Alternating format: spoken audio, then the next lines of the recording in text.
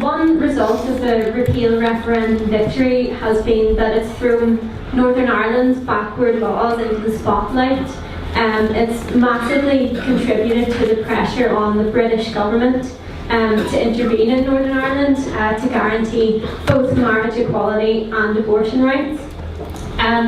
For a long time in the North, you've had on the one hand the DUP, who have vetoed marriage equality on many occasions, who've been staunchly anti-choice, and on the other hand then you had the other main party, Sinn Féin, who have called themselves the Party of Equality, but later said they were willing to drop the demand for marriage equality, and who also had an anti-choice position actually for a very long time throughout all those years of struggle for the right to choose, and actually stood in the way.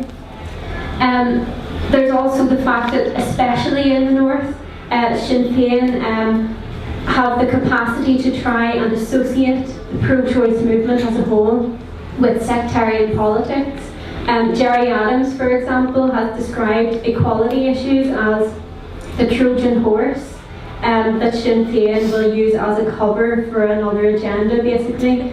Clearly our rights are not at all that central for Sinn Féin or important unless they're being seen to serve other political goals. There has been a perception historically that Protestant people generally have backward attitudes to issues like abortion. In other words, it's been assumed that Protestant people kind of just mirror the views of the DUP, who are extremely backward and reactionary. And in fact, there is at times been a belief that attitudes in Northern Ireland generally just haven't kept pace with changing attitudes sort of elsewhere in the world, due mainly to the years of open violent conflict that there was, followed by many years of political conflict and social tensions. Even some people who are really optimistic about our ability to win these rights would have held that belief to some degree. There hasn't, for example, been the same level of a public conversation in the North as there has been in the South around repeal recently. But a poll that was commissioned by Amnesty International, the results of which came out a few weeks ago, revealed that 65% of people in the North believe that abortion should not be a crime. For comparison, that's only very slightly lower than the yes vote in the repeal referendum.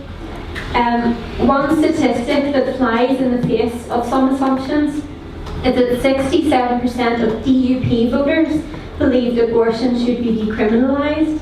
That's 2% higher than the average.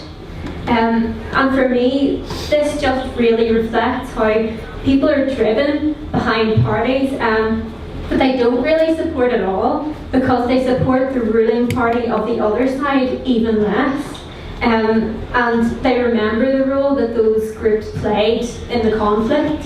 It's a kind of lesser evilism, actually, that comes from not being offered a real alternative that represents the interests of working people and the oppressed.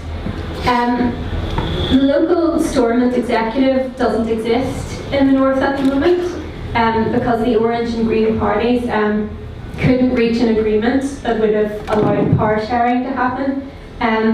The last statistic that I'll kind of throw out is 66%. That's how many people in the North think that Westminster should act now to change the law on abortion in the absence of the local devolved government. So it's clear to me that we actually have a basis in society in the North for a powerful cross-community campaign that could completely undermine the claims that are made by the DUP, for example, that they represent an anti-choice majority. That's just not true. But that support can't be mobilised by parties or by groups that are either orange or green in coloration, and that's why the pro-choice movement as a whole, we would say, has to take a very consciously anti-sectarian approach to building and to campaigning. The repeal movement was such an earthquake that it was even sort of felt in the dusty halls of Westminster. because of repeal, and in part because of the abortion pill bus that we, ROSA, organised in the North with Women on Web in the aftermath of the repeal result, the last few months have seen emergency debates in Westminster on abortion rights in Northern Ireland, followed more recently by some politicians trying to get bills passed that would allow abortion access in the North. On Tuesday of last week, politicians voted for a private member's bill in its initial stages to decriminalise abortion throughout the UK. There were many Conservative politicians who actually voted for the bill, including a member of Theresa May's own cabinet. This, to me, reflects not that the Conservatives are progressive necessarily on these issues, but it shows how much pressure they're actually under to act on this. It reflects the effect of repeal, and also the fact that the attitudes of ordinary and working class people in Britain towards abortion and marriage equality are also very favourable. Crucially, it shows there are real divisions within the Tory party on how they should deal with these issues. The following day, the Northern Ireland Executive Bill was then voted into law. It symbolically gives the heads of local departments more decision-making power in the North. But what that really means is that it can prolong the current situation indefinitely, where we don't have a local government. Some politicians, however, managed to get it passed with amendments that would require the Secretary of State to report 4 times a year on how incompatible the law in Northern Ireland is with the 98 Human Rights Act, and would then have to issue guidance on addressing that. And there's no doubt in my mind that the push to get these bills through is linked to the repeal movement and also directly to our activism. And although the bills by themselves don't force the government to actually reform the law, they can help a grassroots movement for choice to add to the pressure that politicians are already under. The fact that the Secretary of State will have to report on human rights compliance means she'll also have to take account of court cases that are ongoing at the moment, including women who have been through cases of fatal fetal abnormality, have been denied abortions and have had their lives put at risk. One woman, Sarah Uritt, through the courts has won the right to challenge the law in Northern Ireland. However, I think we still need to be extremely vigilant, because it is possible that unless those court cases are backed up by a movement demanding decriminalisation and genuine choice, Conservative politicians will potentially try to pare down any abortion reforms to sort of cases of rape, incest and fetal abnormality. On top of the crisis in the Tory party over Brexit, pressure around their deal with the extremely backward and reactionary DUP makes Theresa May's government very weak at the moment. The Tories' deal with the DUP is the only thing that's keeping them in power. They don't have a majority on their own. There is the possibility that the government could collapse before the next general election in 2020. And in the event that that happened, there would then be a real prospect of Jeremy Corbyn becoming the next British Prime Minister. We actually came remarkably close to seeing that happen in the last election. Jeremy Corbyn has mobilised a huge amount of support among workers and youth, not least among young women. His record is one of supporting the extension of abortion rights to Northern Ireland. In a leaked draft of his last election manifesto, he promised to extend abortion rights over the heads of local politicians. Subsequently, he did soften that position to say that he would instead work with the storming parties to try and get them maybe to introduce abortion rights. But the point I would make is that a fighting movement can hold him to the spirit of his original promise, calling for not only to immediately decriminalise abortion, as is now actually Labour Party policy, but also to make sure that it translates into free access to abortion on the health service in Northern Ireland, and that people aren't going to be forced to travel anymore. The Citizens' Assembly in the South ended up recommending repeal and 12 weeks on request, but initially it was intended as a tactic to delay abortion rights. The ruling parties were pretty confident that ordinary people would have conservative attitudes towards abortion, and then that would allow them to kind of stall a referendum and pro-choice legislation. But that really backfired on the establishment. A Citizens' Assembly, sort of following a similar model, is currently being piloted in the North. A key difference is that it's not commissioned or funded by the state, rather it receives lottery funding. The charity that runs it, which is called Involve, has previously been commissioned by Parliament to organise citizens' assemblies in England and Wales. So while it's not a state initiative and it operates in an advisory capacity, it does have links to Westminster, and the government clearly has trusted their research and their methodology on other occasions.